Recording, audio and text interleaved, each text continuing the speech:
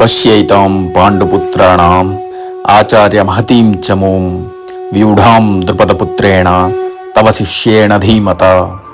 దుర్యోధనుడు ద్రోణాచార్యుడితో ఇలా అంటున్నాడు.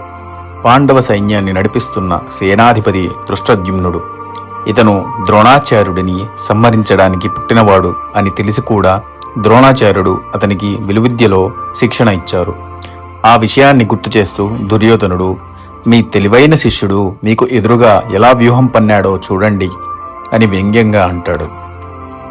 ద్రోణాచార్యుడిని రెచ్చగొట్టడానికి దుర్యోధనుడు కేవలం పాండవ సేనాధిపతి పేరు మాత్రమే చెప్పలేదు. పాండవ సైన్యంలో భీమార్జునులతో సమానమైన మరికొంతమంది మహారథులు ఉన్నారని అతను గుర్తించాడు. ఆ భయంకరమైన వీరులు ఎవరు? వారి పేర్లను దుర్యోధనుడు ఎందుకు ప్రత్యేకంగా ప్రస్తావించాడు? ఇది తెలుసుకోవాలంటే మా తర్వాత వీడియో తప్పకుండా చూడండి.